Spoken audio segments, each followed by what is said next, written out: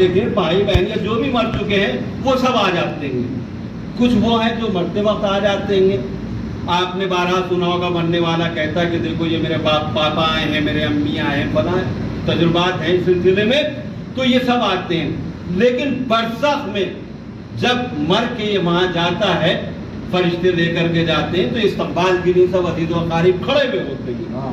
اب یہ عزیز و اقارب پوچھتے ہیں ارے بھائی خیریت سے ہو, وہاں سے آئے ہو, وہ فلاں فلاں, اب ایک ایک کا نام دیتے ہیں. جو قریبی ہوتے ہیں وہ فلاں کیسے ہیں, کہا ٹھیک ہے. وہ فلاں کیسے ہیں, کہا ٹھیک ہے.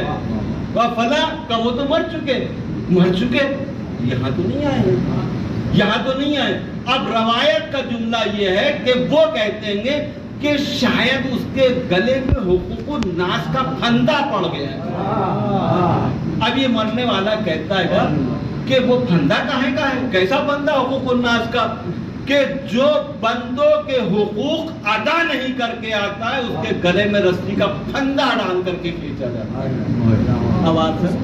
اس کے بعد میں وہ مرحومین کہتے ہیں عزیز و اقارب اب اس سے زیادہ سوال نہ کرو, یہ تھکا ہوا ہے, اذیت برداشت کر کے آیا, ظاہر ہے بہت تھکان ہوتی ہے جب روح نکلتی ہے تو یہ تھک کے آیا, اس کو آرام کرنے تو بعد میں گفتگو کی جائے گی. یہ کہہ کر کے وہ فرشتے اس کو جہاں بھی لے جانا ہوتا جو بھی مقام ہے پھر وہاں اس کو لے کر کے چلے جاتے ہیں. اس سے آپ اندازہ لگائیے کہ حقوق الناس کی کتنی زیادہ اہمیت ہے. اگر 1 روپیہ بھی کسی کا باقی رہ گیا ہے تو وہ روپیہ باقی نہیں ہے, وہ گلے میں آپ نے پھندا ڈالا ہے گا. لہذا اس پھندے کو یہیں کھول دینا چاہیے, اور جس کا 1 روپیہ بھی باقی ہے اس کو فوراً ادا کر دینا چاہیے تاکہ یہ وہاں گلے کا پھندا نہ بننے پائے. اسی طریقے سے جو اور حقوق ہیں ان تمام حقوق کو ادا کر لینا چاہیے, اس لیے کہ یہ موت کی تیاری کرنا بہت لازمی ہے. جہاں آپ جسم کو بچانے کے لیے محنت کرتے ہیں, دوائیاں استعمال کرتے ہیں, روح کی بقا کا بھی انتظام کرنا چاہیے. کتنا اہتمام کرتے ہیں مادی جسم کے لیے کہ بہت سے لوگوں کو میں نے دیکھا کہ صاحب ہم نے تو پانی پینا ہی یہ والا چھوڑ دیا ہے. کیوں؟ کہ وہ ہم تو وہ منرل واٹر پیتے ہیں. کیوں؟ تاکہ صحت مند رہے. اب آپ دیکھیے کہ کتنی فکر ہے. کسی سے آپ نے یہ نہیں سنا ہوگا کہ ہم قرآن مجید اس لیے پڑھتے ہیں تاکہ ہماری روح صحت مند ہو جائے. کبھی آپ نے نہیں سنا ہوگا کہ ہم صدقہ اس لیے دیتے ہیں کہ تاکہ ہماری روح توانا ہو جائے, طاقتور ہو جائے. کبھی کسی سے نہیں سنا ہوگا کہ ہم نماز شب اس لیے پڑھتے ہیں کہ ہمارے روح کے اندر بیماری پیدا ہو گئی, لہذا روح کا علاج کر رہے ہیں. مادیات کی طرف اتنا خیال ہے لیکن روحانیات کی طرف ہم بالکل فراموش کیے ہوئے, بھلائے ہوئے ہیں. نتیجہ کیا ہے کہ آج آپ دیکھیے کہ واقعاً محب اہل بیت علیہ السلام کی بھی قسمیں ہیں. ہم لوگ جو زندگی گزار رہے ہیں انتہائی پست قسم جو قرار دی گئی ہے اس سے ہم لوگوں کا تعلق ہے. میرا اپنا خاص طور سے, آپ لوگوں کا مجھے علم نہیں ہے لیکن مجھے اپنا علم ہے جو کہ میں اپنے ضمیر سے واقف ہوں نا کہ میں کیا ہوں. آپ واقف نہیں ہیں, اللہ نے پردے ڈال رکھے ہیں آپ کی آنکھوں میں. اب اس میں کیا ہے, اس شیروانی کے اندر آپ کو نہیں معلوم ہے کتنے جھوٹ ہوں گے, کتنے فریب ہوں گے, کتنی مکاریاں ہوں گی, کیا کیا ہے, کیا کیا چھپا رکھا ہے پروردگار نے. ہر انسان خود اپنے زمین سے معلوم کر سکتا ہے. آپ یاد رکھیے کہ دنیا میں نیکیاں جمع کرتے رہیے, لیکن نیکیاں کون سی ہونا چاہیے. ایک دعا ہے قرآن مجید کی جو قنوت میں پڑھی جاتی ہے, ربنا آتنا فی الدنیا حسنۃ وفی الآخرۃ حسنۃ وقنا عذاب النار. پروردگار اے اللہ مجھے دنیا میں بھی نیکیاں عنایت فرما حسنہ, اور آخرت میں بھی حسنہ عنایت فرما. دنیا میں نیکیاں سمجھ میں آتی ہیں کہ دنیا میں نیکیاں کریے, آخرت میں نیکیوں کی کیا ضرورت ہے. وہاں تو نماز وہاں ہے ہی نہیں, وہاں روزہ ووزہ کچھ ہے ہی نہیں, وہاں نیکی کیا ہے. تو اب اس کی تفسیر میں سمجھایا گیا کہ یہ نیکیاں وہ نہیں ہے جو تم سمجھ رہے ہو. کیا ہے وہ نیکیاں؟ کا ربنا حسنہ سے مراد وہ نیکیاں ہیں جو اہل بیت کے زیر سایہ دنیا میں انجام دی جاتی ہیں. یہ ربنا حسنہ ہے. اور آخرت کی نیکیاں کیا ہیں؟ آخرت کی نیکیاں لوائے حمد مولا امیر المومنین علیہ السلام.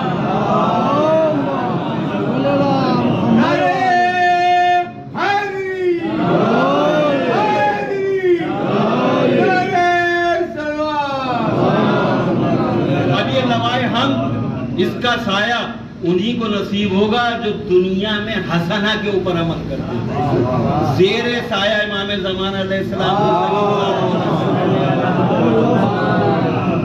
اب آپ سمجھ لیے کہ جب آپ یہ دعا پڑھتے ہیں نماز میں، چاہے قنوت میں پڑھیے اور یا قنوت کے علاوہ پڑھیے، تو کیا ہوتا ہے؟ حدیث کے اندر ہے کہ خانہ کعبہ رکن یمانی کے پاس ایک فرشتہ کھڑا ہوتا ہے. وہ کھڑا رہتا ہے ہر وقت کھڑا رہتا ہے. رکن یمانی تو آپ سمجھتے ہی ہیں کون سا وہ مقام ہے، جو گئے انہوں نے دیکھا ہوگا. رکن یمنی وہ رکن ہے کہ جہاں مولا علیہ السلام کی والدہ کے لیے دیوار شگافتہ ہوئی تھی. اس رکن یمینی کے پاس ایک فرشتہ کھڑا ہوتا ہے، اور جب آپ یہ دعا پڑھتے ہیں ربنا آتنا فی الدنیا حسنہ وفی الآخرت حسنہ، تو وہ فرشتہ آمین کہتا ہے. پروردگار دنیا میں بھی نیکی عنایت فرما اور آخرت میں بھی. تو فرشتے کی ڈیوٹی یہی ہے کہ اس دعا کے پڑھنے والے کے لیے آمین کہتا رہے. اب آپ سلسلہ دیکھیے کہ وہ فرشتہ کھڑا کہاں ہوتا ہے گا؟ مولا کے در کے اوپر. آمین کس کے لیے کہتا ہے گا؟ مولا کے چاہنے والے کے لیے. دعا کون سی ہے؟ جو مولا کی دعا ہے، دنیا میں بھی نیکی عنایت فرما اور آخرت میں بھی. یعنی دنیا میں محبت علی عنایت فرما اور آخرت میں لوائے حمد علی عنایت فرما.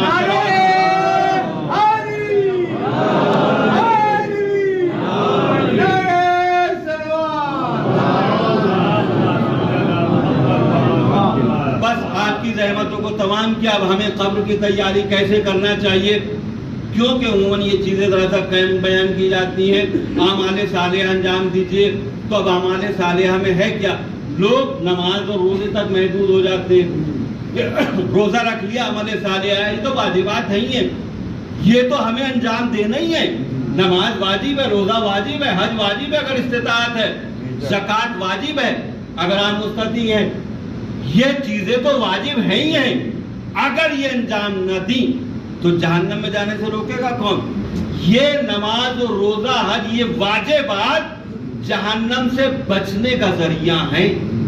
اب جنت میں جانے کا کیا ہونا چاہیے؟ برزخ میں عذاب سے محفوظ ہونے کے لیے کیا ہے آپ کے پاس؟ ہمارے پاس کیا موجود ہے؟ عذاب قبر سے محفوظ ہونے کے لیے کیا ہمارے پاس موجود ہے؟ اب مولانا نے فرما دیا گا فائدہ نفقہ فی الصور فلا انصاب. دیکھو وہاں کوئی نصب کام نہیں آنے والا ہے گا. اور دیکھو برزخ کا اور قبر کا خود انتظام کر کے آنا. چھٹے امام علیہ السلام کی حدیث ہے، لہذا ہمیں خود انتظام کر کے جانا چاہیے.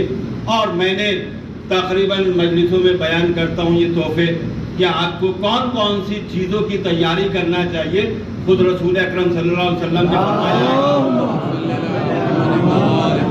ایک شخص نے جب آ کر کے کہا تھا مولا رسول اللہ سے کہ یا رسول اللہ موت کی اجازت دیجیے کہ میں اللہ سے دعا کروں، تو آپ نے فرمایا تھا کہ موت کوئی آسان چیز نہیں ہے، بہت سخت راستہ ہے. یہ بتاؤ تم نے تیاری کی ہے؟ کہا یا رسول اللہ تیاری کیا؟ کہا دیکھو جب وہاں جاؤ گے تو وہاں کچھ تحفے لے کے جانا ہوں گے، بہت ضروری ہیں. بس مختصر سے 2-3 تحفے آپ کی خدمت میں عرض کرنا ہے اور اس کے بعد مجلس کو تمام کرنا. تو پوچھتا ہے گا کہ یا رسول اللہ مرنے کے بعد میں کس کو تحفے چاہیے؟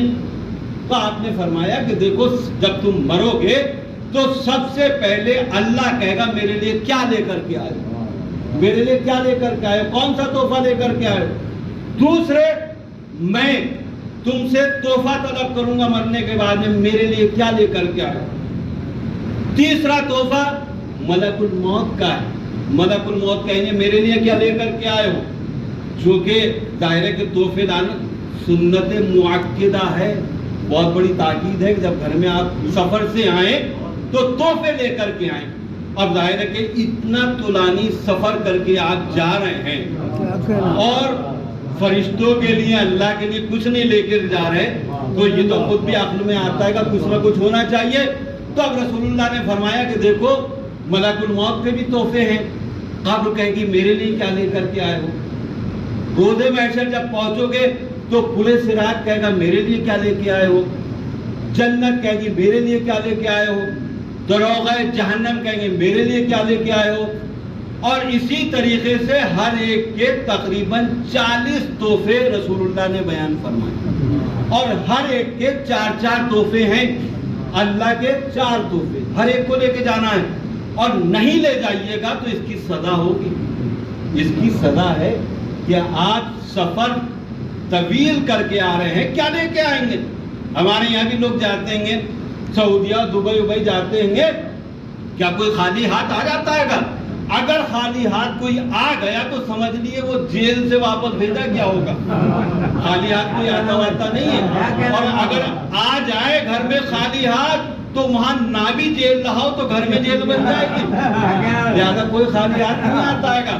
تو اب اسی طریقے سے وہاں بھی تحفے لے جانا ضروری ہے۔ اب رسول اللہ نے انتہائی مختصر جلدی کہ رسول اللہ نے کہا کہ دیکھو اللہ کے 4 تحفے ہیں۔ پہلا تحفہ لوگوں کو نیکیوں کا حکم دینا، دوسرا تحفہ اللہ کا برائیوں سے روکنا، یہ اللہ کا تحفہ، تیسرا تحفہ وعظ و نصیحت کرنا، چوتھا تحفہ ہر ایک کے ساتھ مہربانی کے ساتھ پیش آنا۔ یہ 4 تحفے اللہ کے ہیں، نہیں لے کر کے جائیے گا تو سزا کمپلسری ضروری ہے۔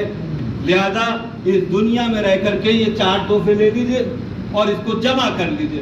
اب آپ کہیے گا کہ صاحب یہ نیکیوں کا حکم دینا، اس کے لیے تو ممبر چاہیے، برائیوں سے روکنا، اس کے لیے ممبر چاہیے۔ تو دیکھیے ممبر کی ضرورت نہیں ہے، آپ اپنے گھر کے اندر اپنے بچوں کو برائیوں سے روکیے اور نیکیوں کا حکم دیجیے۔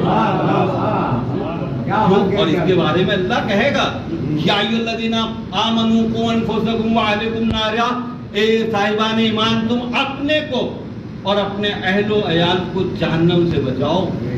اب یہ جہنم سے بچانے کا ذریعہ ہے کہ اپنے بیوی بچوں کو نیکیوں کا حکم دیجیے اور برائیوں سے ان کو روکیے، اور بیوی بچوں کے ساتھ میں بالخصوص مہربانی سے پیش آئیے، ترش روی سے نہیں، بد اخلاقی سے نہیں کہ گھر سے باہر تو جھک جھک کے سلام کریں اور گھر میں جب داخل ہو جائیں تو ترش روی کے ساتھ کہ بد اخلاقی کا مظاہرہ کریں، ایسا نہیں ہونا چاہیے، مہربانی سے پیش آنا چاہیے اور ایک دوسرے کو وعظ و نصیحت کرنا چاہیے۔ وعظ و نصیحت کا تعلق باہر سے، آپ دکان پر کھڑے ہوئے 4 آدمی بیٹھے ہوئے ہیں، بات کرنا شروع کر دیجیے، یہ بات کہلاتا ہے۔ اور یہ 4 تحفے اللہ کے ہیں، نہیں لے کے جائیے گا تو سزا دے پروردگار ہے۔ خود نماز پڑھتے تھے، بیوی بچوں کو حکم نہیں دیا، اور خود سچ بولتے تھے، بیوی بچوں کو جھوٹ بات سے نہیں روکا، خود نیکی انجام دیتے تھے، جوان فرزند گھوم رہا تھا، روکتے کیوں نہیں تھے؟ آؤ یہاں۔ تو یہ اللہ کے تحفے بھی ہیں اور امر بالمعروف اور نہی عن المنکر بھی ہے، اور یہ سمجھ لیے کہ آخرت میں کام آنے والی چیز بھی ہے، اور یہ موت کی تیاری بھی کہلاتی ہے۔ تو یہ 4 تحفے اللہ کے ہیں اور 4 تحفے رسول اللہ کے ہیں۔ رسول اللہ کے کیا ہیں 4 تحفے؟ رسول اللہ کے 4 تحفے یہ ہیں کہ رسول اللہ سے محبت کی جائے۔ اللہ کے بعد میں جو محبت ہے تو وہ رسول اللہ سے محبت ہے۔ اس کے بعد میں سیرت رسول پہ عمل کیا جائے، جو رسول اللہ کرتے تھے اس کو اپنانا چاہیے، انتہائی مختصر۔ اور تیسرا تحفہ یہ ہے کہ میرے اہل بیت سے محبت کی جائے، یہ رسول اللہ سوال کریں گے، تحفے کے طور پر جاننا ہے۔ اب اگر یہ تحفہ نہیں گیا تو اب اس کی سزا ہوگی، یہ یاد رکھیے گا، رسول اللہ سے محبت نہیں کی تو سزا ہوگی، سیرت رسول پہ عمل نہیں کیا تو سزا ہوگی اس کی۔ چوتھا تحفہ کیا ہے؟ بہت خطرناک تحفہ ہے یہ تحفہ تمام تحفوں سے مشکل ہے۔ رسول اللہ نے فرمایا میرا چوتھا تحفہ یہ ہے کہ اپنی زبان کو قابو میں رکھنا، یہ بہت خطرناک تحفہ ہے۔ सब कुछ इंसान काबू में कर सकता, अपनी जुबान को काबू में नहीं कर सकता है। सबसे ज्यादा अजाब रोज़े महशर तमाम आज़ा से ज्यादा अजाब इसी के ऊपर होगा। हाथों पे अजाब इतना नहीं होगा, कानों पर नहीं इतना होगा, आंखों पर नहीं होगा, इस पर बहुत ज्यादा अजाब किया जाएगा। इसलिए जब इंसान बेदार होता है तो ये हमारी जबान, हर एक की जबान इंसान से मुखातिब होती है, इंसान से कहती है कि, यानी नफ्स, जुबान का मतलब नफ्स, रूह से कहता है क्या कि देखो खबरदार, आज के दिन तुम हमारे ऊपर जुल्म न करो। ये हाथ कहता है जुबान से, आज के दिन देखो जुल्म न करना। आंखें कहती हैं जुबान से, देखो खबरदार, महफूज रखना। कान दुहाई देते हैं, फरियाद करते हैं, देखो बस रहम करना हमारे ऊपर। हर आज़ाए जिस्मानी ज़बान की तरफ मुखातब होते हैं सुबह उठ करके और कहते हैं हमारा ख्याल रखना, तेरे इख्तियार में इस वक्त हम मौजूद हैं। अब ये तोहफा बहुत खतरनाक है। बहरहाल ये कि मुख्तसर करते हुए कि ये सबके तोहफे और बड़े दिलचस्प तोहफे हैं ये सबके। अब वक्त नहीं है, ये जाहिर है कि पूरे तोहफे बयान नहीं हो सकते, इसके लिए तो पूरा अशरा चाहिए बयान करने के लिए। हर एक के 4-4 तोहफे, 40 तोहफे हैं। ये हर एक इंसान को ले जाना चाहिए और नहीं लेकर के गए तो यकीनन इसकी सजा परवरदिगार इनायत फरमाएगा। सलावत पढ़िए।